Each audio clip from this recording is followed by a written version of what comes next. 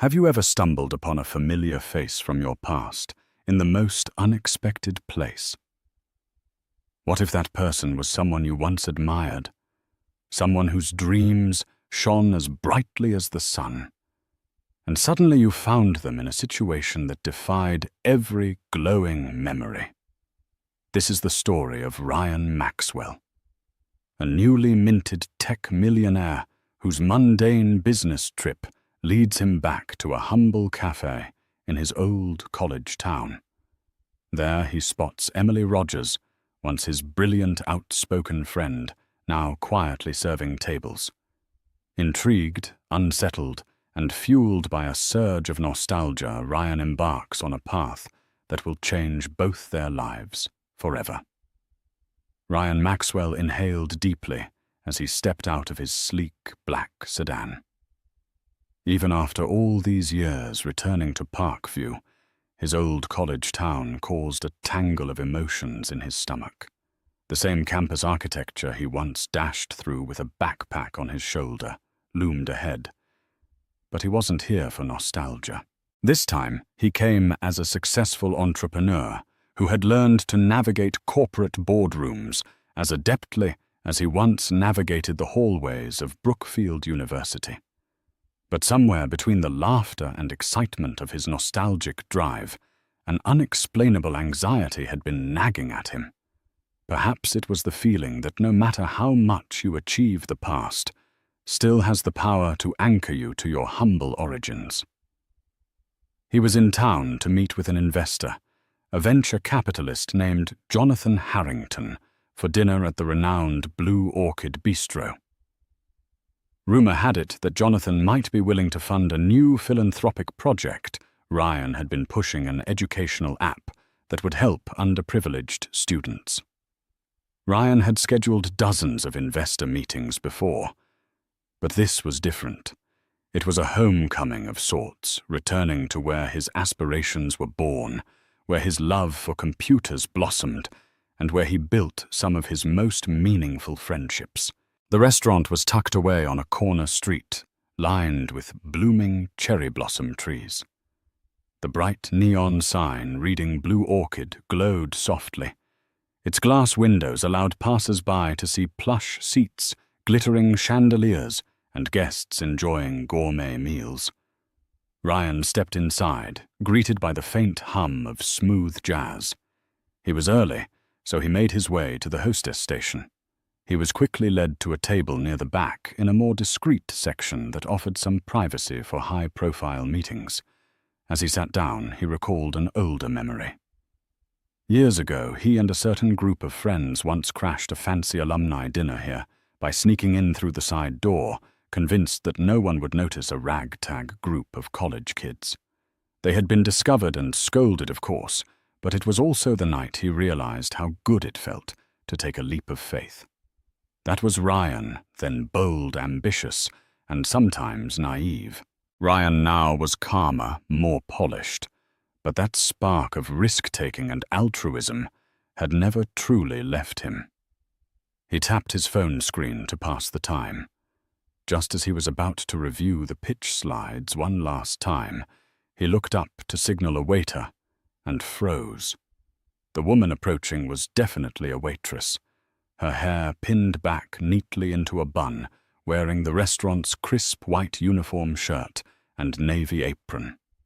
For a split second, he thought his eyes were playing tricks on him, because she looked exactly like Emily Rogers, his old friend from college. The Emily he remembered was always surrounded by books. She had big dreams, attending law school, working for a non-profit, or maybe becoming a journalist. She was the type of person who stayed up all night discussing world issues, her ideals shining bright in her eyes. Now, as she drew closer, he could see the gentle lines of fatigue etched around those eyes.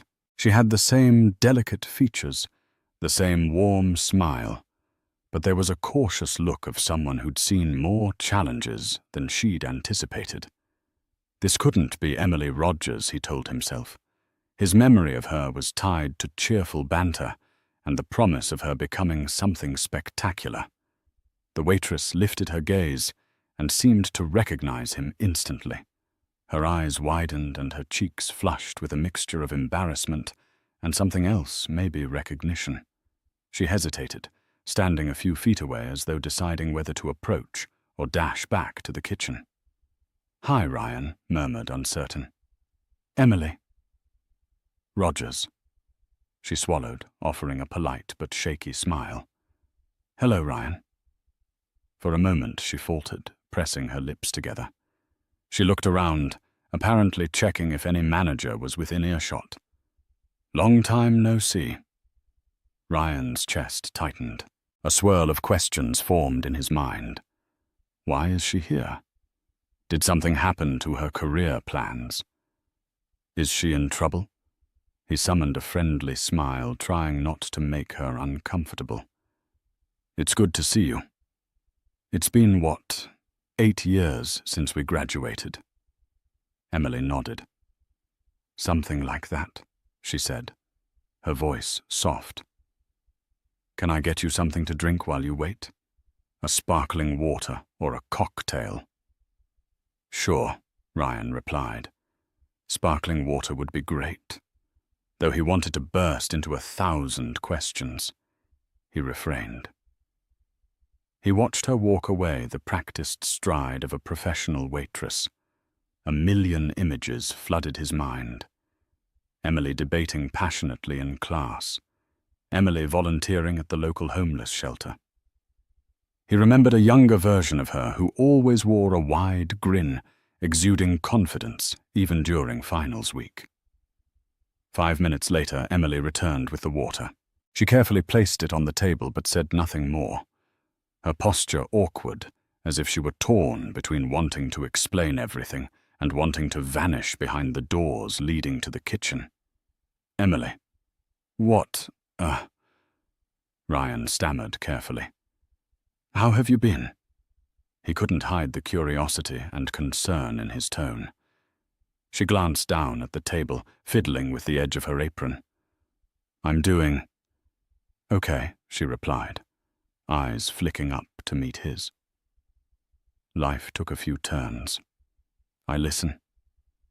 I don't really have time to chat right now. My manager can be particular about us socializing.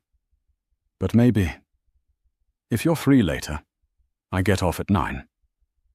Ryan nodded, an odd mixture of relief and worry swirling inside him. "Yes, of course. I'd like that. We can catch up." She offered a subdued smile and rushed back to the kitchen to handle another order. Ryan watched her leave, an ache forming in his chest.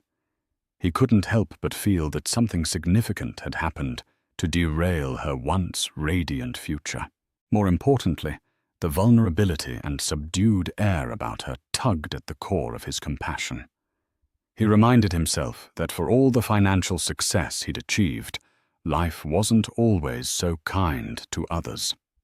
Just then, Jonathan Harrington arrived, towering silver-haired and brimming with the confidence of a seasoned investor.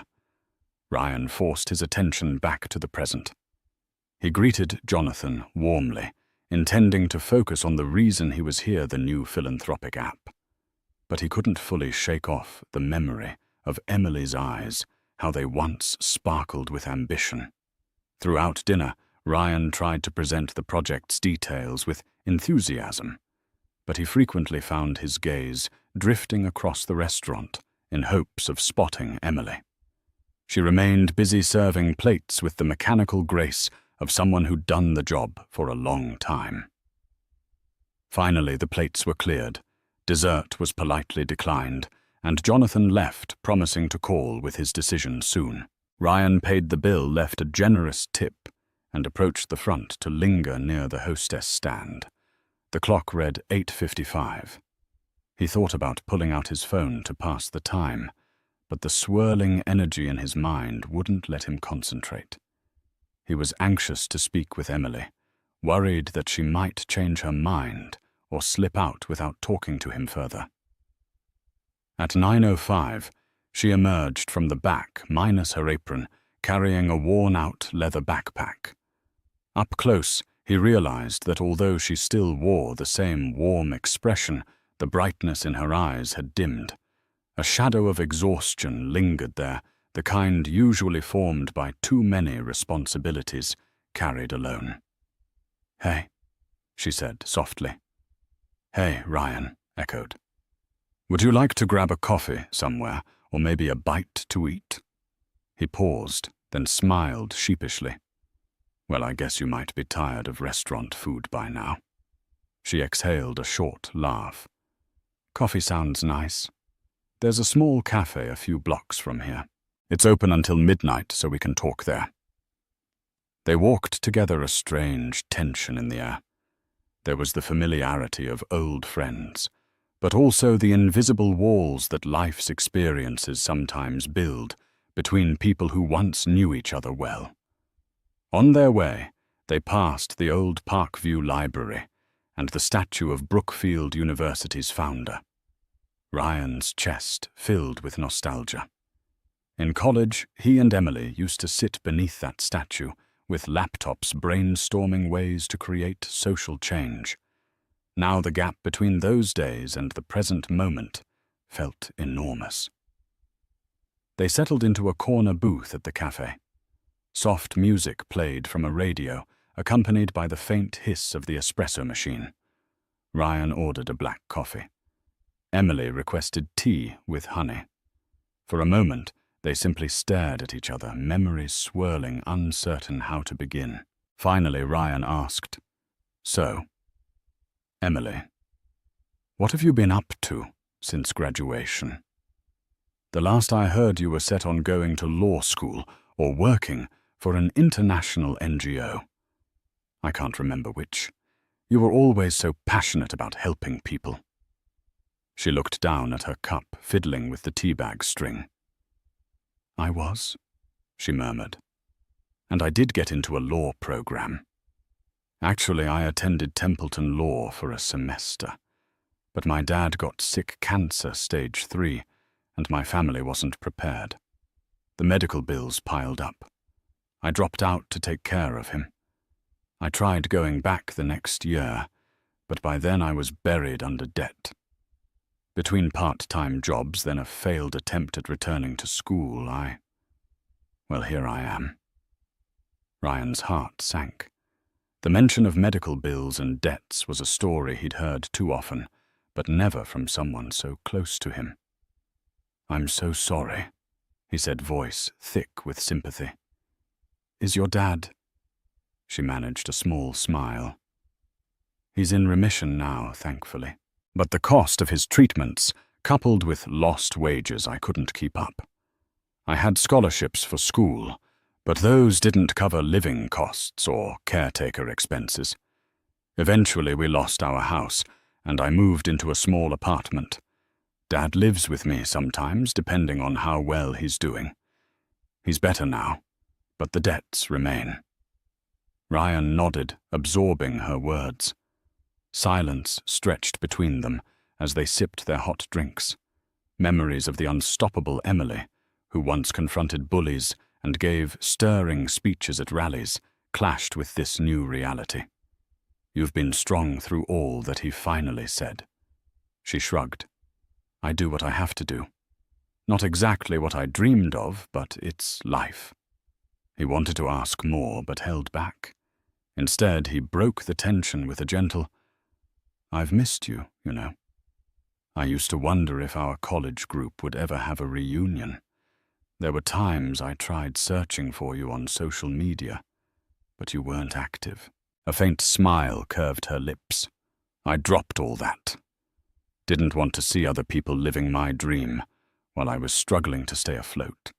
It made me resentful, and I hate feeling that way." Ryan reached across the table lightly, covering her hand with his. "If it helps, I'd like to be here for you now in any way I can. I'm not trying to overstep, but I have resources now. I could help." Her gaze snapped to his, a flicker of pride flaring in her eyes. "Ryan, I appreciate the offer, really. But I don't want your charity. I don't mean to sound ungrateful, but I've worked hard to maintain my independence, even if it's not glamorous." He nodded, retracting his hand.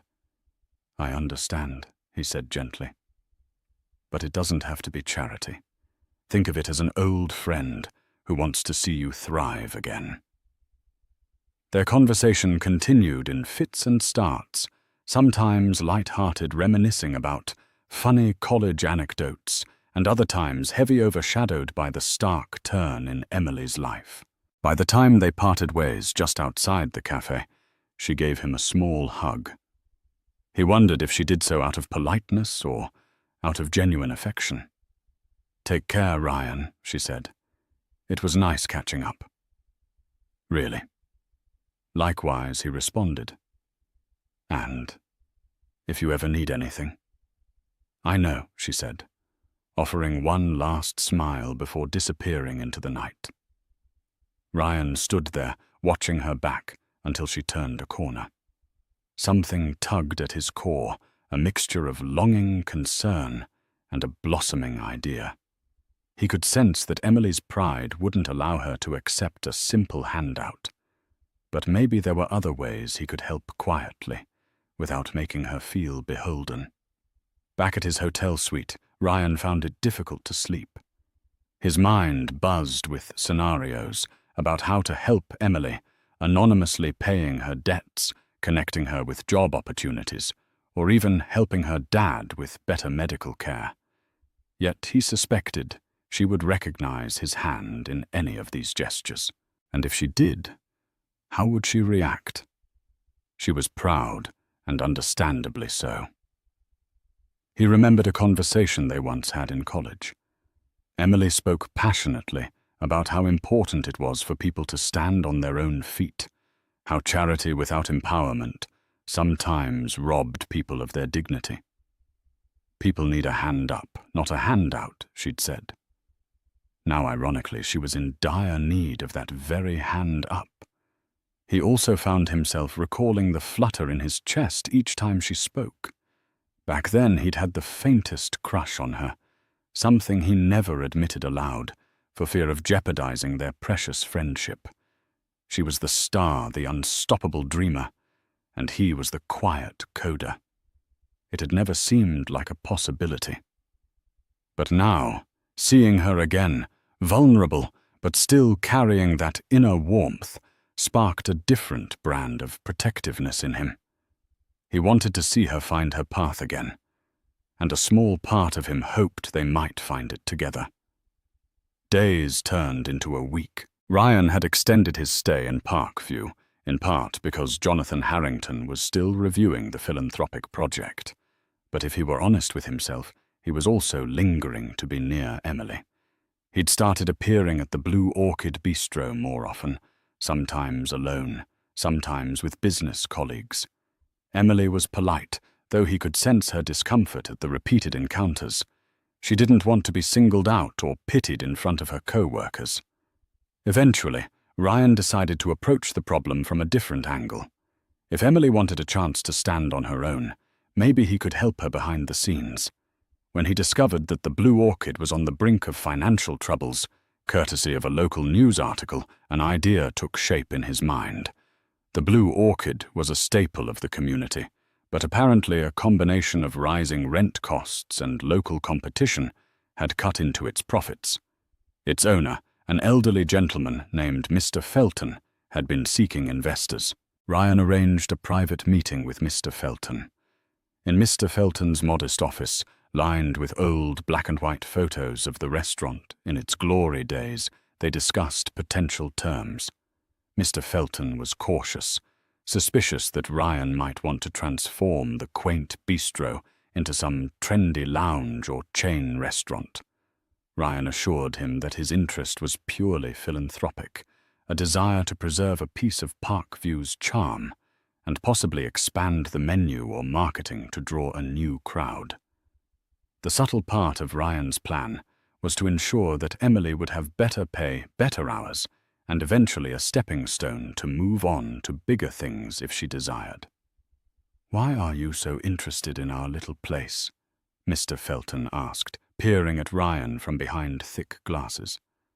"I've had bigger fish visit me, only to want to tear down walls and compromise everything that made this restaurant special." Ryan shrugged. "I came here as a broke college student once. I have fond memories. Now that I'm in a position to help, I want to see it thrive. I'll keep my share of the ownership quiet, and you can continue running it the way you always have." Though he had to put forward a hefty sum, Ryan decided it was worth it. He worked out a fair deal, offering a large investment to cover debts and an expansion plan. In return, he'd hold a silent partnership in the restaurant. He requested that all employees receive better benefits and wages, especially the waitstaff, whose tips could be unreliable. "Consider it done." Mr. Felton agreed, gratitude shining in his eyes. "I won't forget this, Ryan. You're helping me save not just a business, but a piece of the community." They shook hands, an unspoken alliance formed. In the following weeks, changes began to roll out behind the scenes. Emily and the other waitstaff noticed small but significant improvements: slightly higher pay, a new health insurance option, and fresh equipment in the kitchen. Rumors swirled about a mystery investor stepping in to revitalize the restaurant. Emily, while relieved, also grew curious.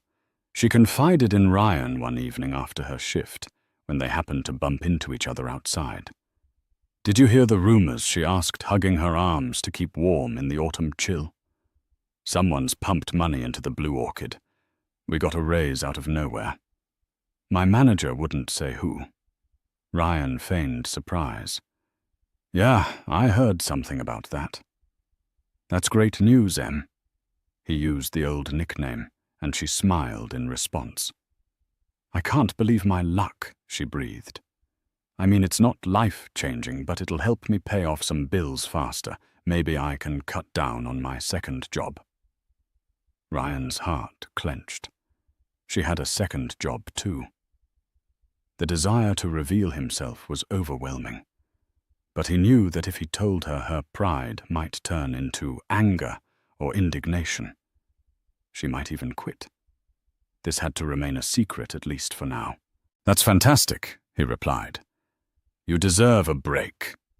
She looked at him, something flickering in her eyes.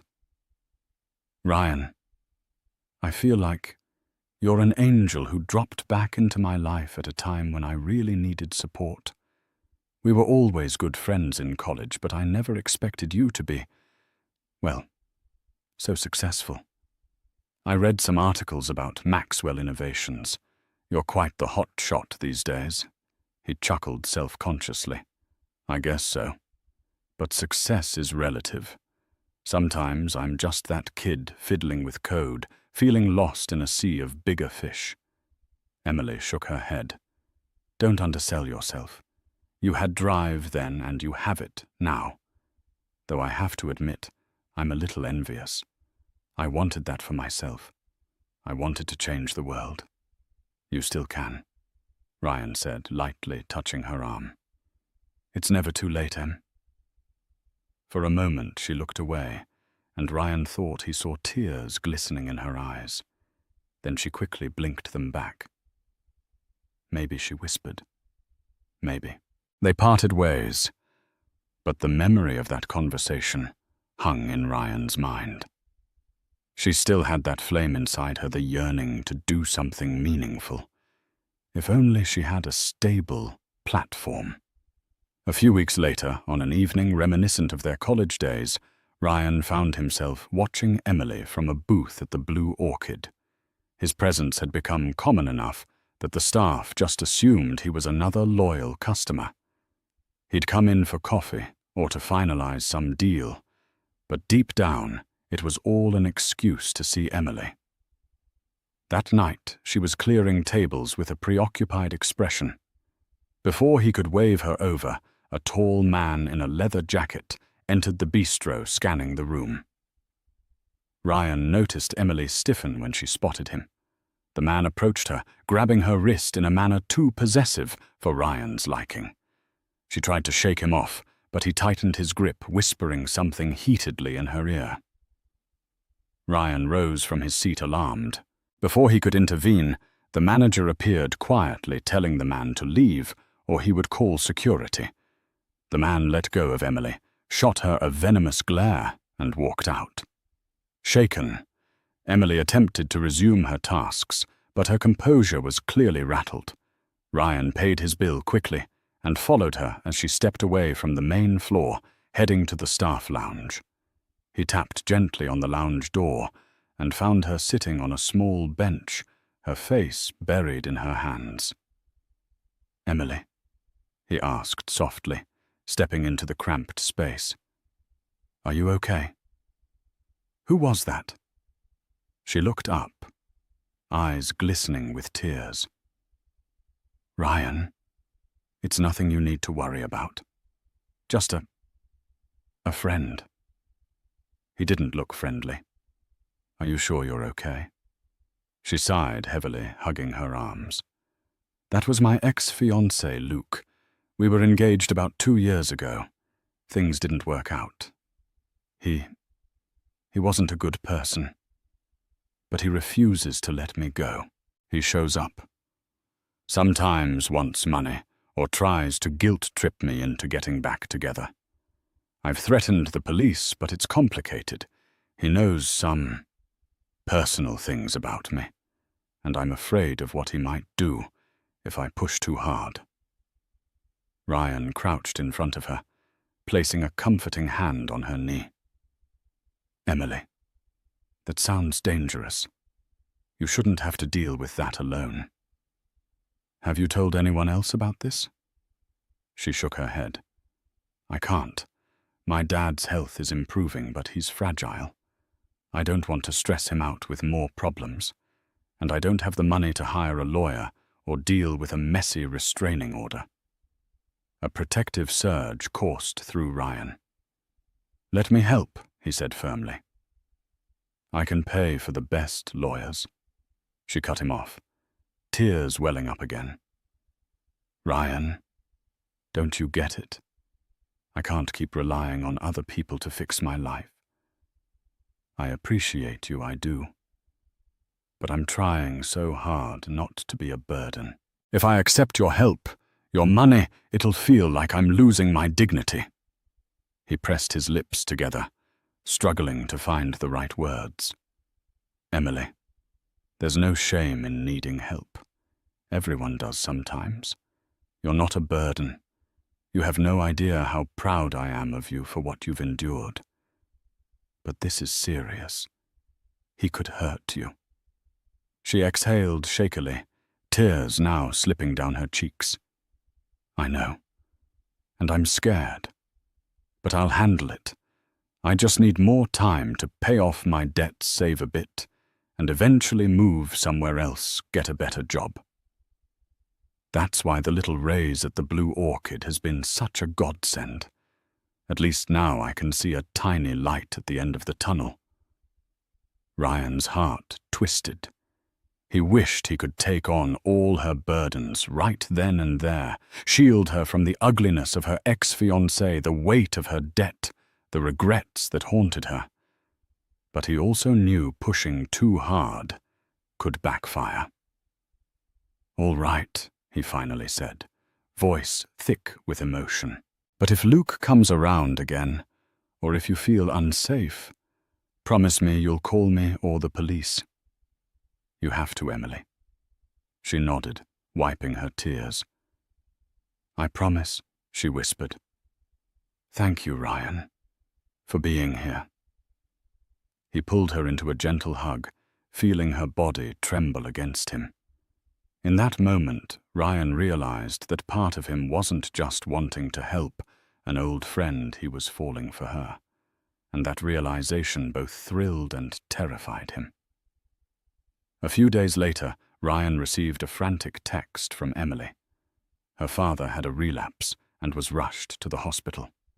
Ryan dropped everything and drove to St. Helena's Memorial in a matter of minutes.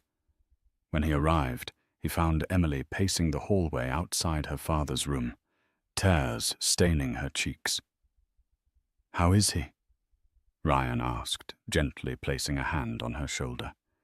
She let out a shaky breath. They said it's a complication from the chemotherapy he had months ago. Something about an infection. He'll pull through, but it's going to mean more treatments, more bills.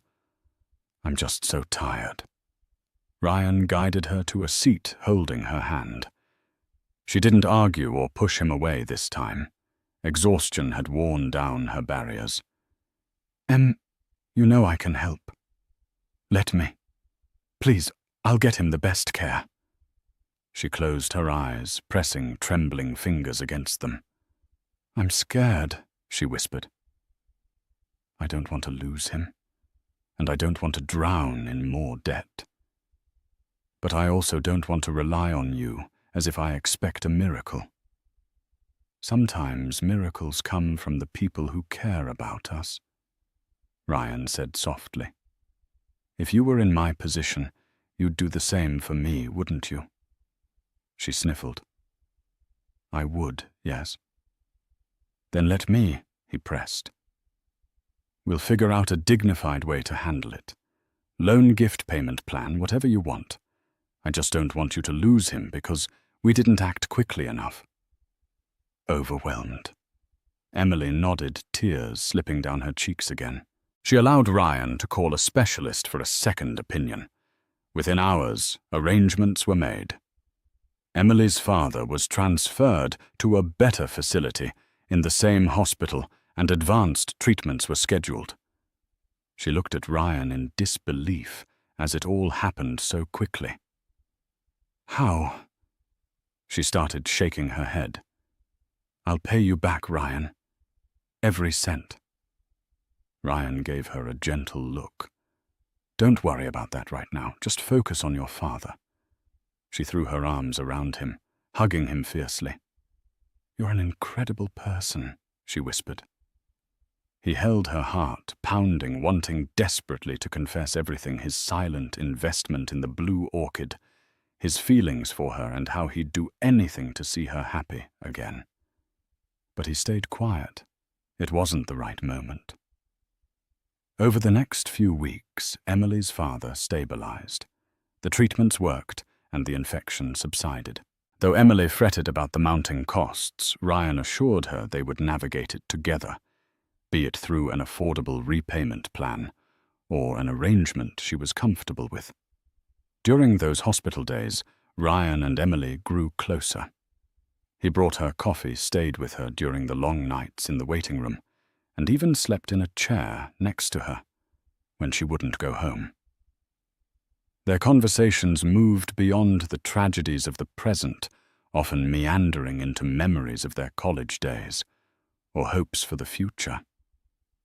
Emily admitted she still longed to finish law school or do something meaningful that helped people. Ryan spoke of his philanthropic passions, fueled by a desire to use his wealth for good. They laughed, they cried, and every day they seemed to inch closer to a deeper bond. In the midst of this fragile peace, Luke returned. One afternoon, he appeared at Emily's apartment while Ryan was helping her gather clothes for her father. Luke sneered at the sight of Ryan, quickly gauging that something had shifted. Well, well, Luke drawled, arms crossed. Emily's got a new sugar daddy, I see. Ryan bristled, but held his composure. Show some respect, he warned, stepping between Luke and Emily. Luke let out a harsh laugh. You think I don't see what's going on? Sweetheart, this big shot is paying your bills now, isn't he? Living it up while you play the damsel in distress. Emily's face flamed with anger and shame. Get out, Luke, she said, her voice trembling, or I'll call the police. I'm done. His eyes flicked to Ryan, brimming with contempt. You may fool her with your fancy suits and sweet promises, but I know people like you. Eventually, you'll dump her for a younger model. You'll break her heart, and she'll be left with nothing. Emily raised her phone, threatening to dial. Luke glared but slowly retreated to the door. "I'll be in touch, Emily," he hissed. "Don't think you can just brush me off." He slammed the door behind him, trembling. Emily leaned against the wall. Ryan immediately placed a reassuring hand on her shoulder. "He's bluffing," he said, though anxiety gnawed at him. "We'll make sure he stays away." She nodded, tears welling up again. "I won't let him ruin what little peace I have left." Ryan hesitated, then took a deep breath. The time for half measures was over. "Emily, I need to tell you something." He started, his stomach twisting. "There's something I've been keeping from you. Not to deceive you, but to help you without bruising your pride." She tensed. "What do you mean?" He sighed. "I'm the one who invested in the Blue Orchid. I'm the reason for your raise, the new health plan, the improvements. I wanted to help you, and I didn't want you to feel obligated or resentful." Emily's eyes widened, and her face flushed with a mix of shock and hurt. She pushed his hand away. You're the mystery investor." Ryan swallowed hard. "Yes, I'm so sorry I didn't tell you sooner." Her expression twisted in betrayal. "So all this time, every little improvement at work, I was basically benefiting from your charity. You promised me you wouldn't do that behind my back, Ryan. It wasn't just for you," he insisted. "The restaurant was going under. I wanted to preserve it for the community. But yes, your well-being was a huge motivator." She pressed her lips together, tears brimming in her eyes. "You think I can't handle my own life, that I need you to swoop in and fix everything?" "It's not like that," Ryan pleaded. "I just wanted to give you an opportunity. You can still leave the waitressing job if you want. I won't stop you." "But Emily shook her head, stepping away. "You don't get it, Ryan. I appreciate your concern, but I can't shake this feeling that I'm some sort of project for you. The father in the hospital, the ex-fiancé drama, the waitress job. It's like you can't resist stepping in to save me." She paused, tears streaking her cheeks. "I thought we were, I don't know, reconnecting as equals. But now I realize I'm just the damsel, and you're the knight on a white horse." "That's not fair," Ryan said, voice trembling with emotion. "I never saw you as less than me. I admire you. I always have." She wiped her tears, her posture rigid. "I need time, Ryan. Please just let me figure this out on my own. I can't think straight right now." The finality in her voice told him not to push, so he gathered his jacket, gave her a lingering look of regret and sorrow, and left. For days, Ryan heard nothing from Emily. He tried texting, calling, but she rarely responded. When she did, it was short, polite, and hollow. Her father was stable again and recuperating slowly. She was back to waitressing as far as he knew. He wanted so badly to fix the rift, but every attempt risked driving her away further. Meanwhile, Jonathan Harrington approved the philanthropic project for Ryan's educational app. In a normal situation, this would have been cause for celebration. But Ryan barely felt the triumph. His heart was too heavy with concern for Emily. One evening, while mindlessly flipping through TV channels, Ryan came across a news story about a heroic waitress who had disarmed a robber at a different restaurant. For some reason, it reminded him of Emily's bravery and fiery spirit in college. He felt a pang in his chest. She might be physically safe now, but emotionally she was battered by the weight of everything that had happened. Determined to give her space, yet unable to stay away entirely, Ryan decided to shift gears. He arranged a philanthropic gala, something he'd planned for months, to raise funds for local scholarships. He made sure invitations were extended to various local businesses, including the Blue Orchid. He hoped that if Emily came, they might have a chance to talk in a more neutral setting. The night of the gala arrived. The venue, a grand ballroom at the Parkview Hilton, sparkled with chandeliers, floral arrangements, and crisp white linens. Guests in elegant attire mingled, sipping champagne and discussing philanthropic endeavors. Ryan, dressed in a tailored navy suit, greeted donors, old college friends, and local community leaders. His heart jolted when he spotted Emily near the entrance, wearing a simple but beautiful emerald green dress that accentuated her warm complexion. She looked nervous, glancing around at the lavish surroundings. Next to her was Mr. Felton, the owner of the Blue Orchid, who gave her a reassuring pat on the arm. She'd come as part of his contingent, presumably. Ryan mustered the courage to approach them. "Emily, Mr. Felton," he said, bowing his head politely. "I'm glad you both could make it." Mr. Felton smiled kindly. "Wouldn't miss it for the world. This is quite the event, Ryan. Thank you for inviting us." Emily met Ryan's eyes hesitantly. "Thanks." "For the invitation," she said, her tone guarded. Ryan nodded, offering a small smile. "I'm just happy you're here. Mr. Felton. If you don't mind, may I borrow Emily for a moment? I'd like to show her something." Mr. Felton, probably sensing the tension, nodded. "Of course. I'll go find my seat." He wandered off, leaving Ryan and Emily standing amidst the glamorous buzz of the gala. Ryan gestured towards a side hallway. "Let's step over here, away from the crowd." She followed reluctantly. Once they were alone in a quieter corner near a large window overlooking the city lights, Ryan turned to face her. "Emily, I just want to say, I'm sorry for how things happened. I never wanted you to feel patronized or indebted to me." She sighed, folding her arms. "I know. Rationally, I do. It's been overwhelming. You stepped in and helped my dad, helped me at work, and I started feeling like my life was no longer my own, like I was some charity case." He swallowed. "I understand. And if you tell me to back off, I will. But I'd be lying if I said I don't care about you, that I don't want to see you free from the burdens holding you down." He paused, heart thudding.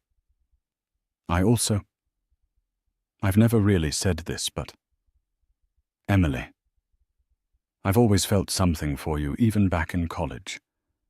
I was too shy to tell you then. And now, seeing you again, all those feelings came rushing back tenfold." She blinked clearly, taken aback. "Ryan, I don't want to pressure you," he said softly, "but I need you to know how I feel. You're not just an old friend, or someone I pity. You're someone I think I'm falling in love with you." Emily's eyes welled up, her defenses cracking. "Ryan, I don't know what to say. My life is such a mess." He took a careful step closer. "I don't mind the mess. I just want to be part of your life, on equal footing." She closed her eyes, tears slipping down. "I'm scared," she admitted. "I'm scared to rely on you too much, to lose myself. But a part of me, a big part of me, wants to be with you too. You've always been kind, and now you're unbelievably generous. I just worry our dynamic is skewed." "It doesn't have to be," Ryan murmured, daring to lift a hand and gently touch her cheek. "We can define it together." Before she could respond, a loud commotion erupted from the main ballroom. Shouts and the shrill ring of broken glass filled the air. Emily and Ryan rushed back in to find Luke apparently drunk, staggering amidst the elegantly dressed crowd, yelling Emily's name. Mr. Felton and a few other guests tried to calm him down, but he pushed them aside, shouting slurred accusations. "Emily," he roared, eyes wild. "You think you can run away from me? Aha, now you're prancing around with this millionaire." He caught sight of Ryan and sneered. "There he is. The hero, right? Throwing money at her to make her your trophy." The crowd parted alarmed. Security rushed in, but not before Luke lunged toward Emily. Ryan leaped forward, intercepting him. They grappled for a moment, toppling a table and sending plates crashing. Guests gasped, scrambling away. Luke swung wildly, landing a glancing blow on Ryan's jaw. Pain flared, but Ryan held Luke's arms, pinning them. Security guards seized Luke and wrestled him away while he continued spewing threats and curses. Emily stood, frozen horror etched on her face. Paramedics were called, although Ryan insisted he wasn't seriously hurt. Luke was handed over to the police, who arrived minutes later. The lavish gala had turned chaotic, and hushed whispers spread about Emily's relationship with the man. Feeling humiliated and shaken, Emily fled to a side corridor. Ryan, ignoring his throbbing jaw, followed her. She was leaning against the wall, trembling, tears streaming. He approached cautiously. "Emily." She looked up, her expression ravaged by guilt and sorrow. "I'm so sorry, Ryan. He ruined your event. Injured you made a scene." Ryan gently reached for her hand. "It's not your fault. You did nothing wrong." She pressed her palm against his bruise. "But it's my past. My baggage. You shouldn't have to deal with this." He gently took her hand from his face, holding it between his. "I choose to, if you'll have me. She let out a shuddering sob and threw her arms around him, burying her face in his shoulder. He held her tightly, closing his eyes, as relief and warmth flooded his chest. In that embrace, a silent understanding passed between them, one that said they'd stand together, despite the chaos. In the wake of the gala fiasco, Emily filed for a restraining order against Luke, this time with Ryan's help. She also secured a pro bono attorney through a non-profit Ryan quietly funded. Luke was charged with assault and disturbing the peace. Though the legal process took time, it offered Emily a measure of hope that she could finally move on from his threats. Emily's father, steadily recovering, moved into a better rehabilitation program once Ryan connected her with a local philanthropic group.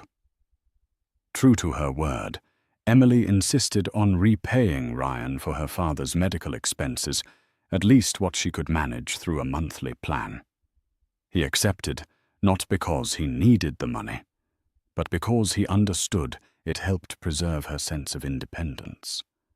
As the dust settled, Emily found herself at another crossroads. She stood in front of the Blue Orchid on a crisp morning, staring at a new help-wanted sign on the door. Mr. Felton, with the infusion of capital from Ryan, was planning to expand the restaurant and needed a new manager. He had quietly offered Emily the position. It paid more and came with benefits, and it recognized her leadership potential.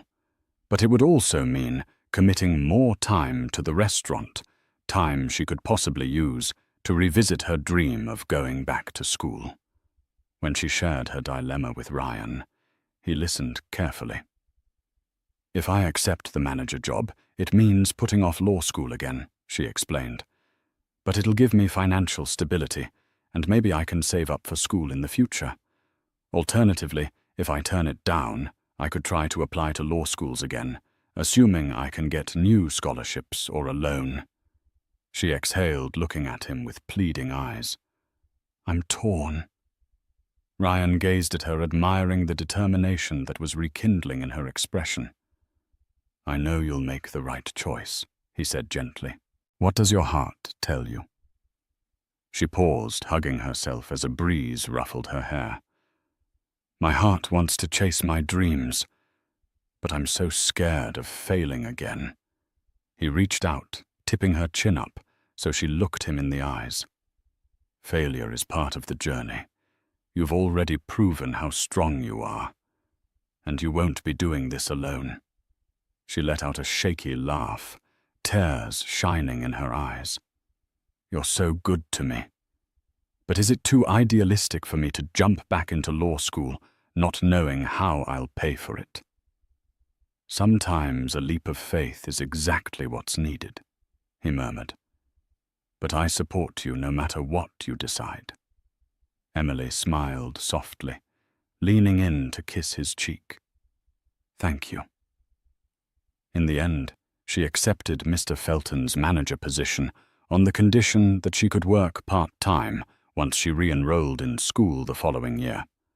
It was a compromise that would let her save some money, reduce her debts, and gradually transition back to her studies. Mr. Felton agreed, seeing her potential as both a capable manager and an aspiring lawyer who might one day advocate for small businesses like his. Under Emily's guidance as the new manager, the Blue Orchid thrived. She introduced new menu ideas, helped organize charity events in partnership with Ryan's philanthropic initiatives, and created a supportive environment for the staff, many of whom had their own struggles. Her father completed his rehabilitation program and moved into a small but cozy apartment near hers. Luke, for his part, stayed away after the restraining order, though he occasionally tried to contact her. She blocked all attempts and reported any violations, determined to protect her new life. Ryan and Emily's relationship deepened over the months. Their shared past and the trials they'd faced together forged a bond that transcended superficial romance. Though they experienced arguments mostly around Emily's insistence on paying Ryan back for the hospital bills and the tension of balancing her work-life commitments, they worked through them with open communication. One evening, months after the gala, Ryan guided Emily through the newly renovated portion of the Blue Orchid, which included a cozy lounge area for live music.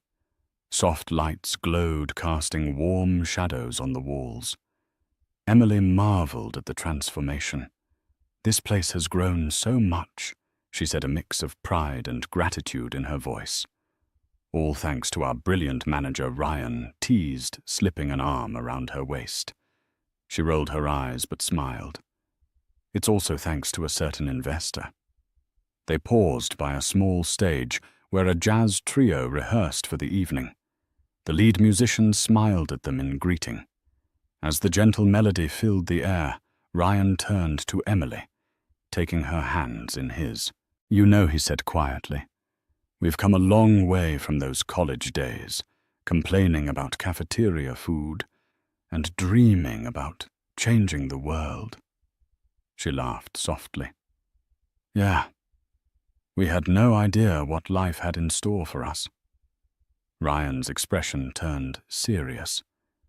"But I wouldn't trade any of it if it meant not finding you again." Her eyes shone, her lips parting in a smile. He brushed a stray strand of hair behind her ear. Then, in a gesture that felt both monumental and inevitable, he lowered himself onto one knee, pulling a small velvet box from his pocket. Emily's hand flew to her mouth, eyes wide. The band stopped rehearsing, noticing the scene unfolding. One by one, the staff around them turned their attention to the couple. "Emily Rogers," Ryan said softly, voice trembling with sincerity. "We've been through challenges that tested our spirits. We found each other again when life was at its toughest. You showed me that love isn't just about swooping in and saving someone. It's about walking side by side, supporting each other's strengths and weaknesses." He opened the box, revealing a simple yet elegant diamond ring. "I love you. Will you marry me?" Tears streamed down Emily's face, but her smile radiated joy and certainty. She nodded, her voice catching. "Yes. Yes, Ryan, I will." Cheers and applause erupted around them as Ryan slid the ring onto her finger. He rose to his feet, and they shared a trembling, emotional kiss. The band, smiling ear to ear, resumed playing a tender tune as if to soundtrack the moment of their destiny. They stood there in each other's arms, aware that life would continue to throw curveballs, debts, obligations, career shifts, and personal growth. But they had each other now, truly and fully, and that was enough to face whatever came next. And so the story of Ryan Maxwell and Emily Rogers comes full circle, two former college friends who found each other in the most unexpected way. Their journey was one of second chances, heartfelt confessions, and the unbreakable power of genuine support. Through it all, financial hardships, medical crises, and a dangerous ex-Ryan and Emily learned that real love isn't about rescue, but about standing side by side, lifting each other up when life weighs you down. Now standing on the brink of a new chapter together, they've discovered a love that's stronger than pride, richer than wealth, and fueled by hope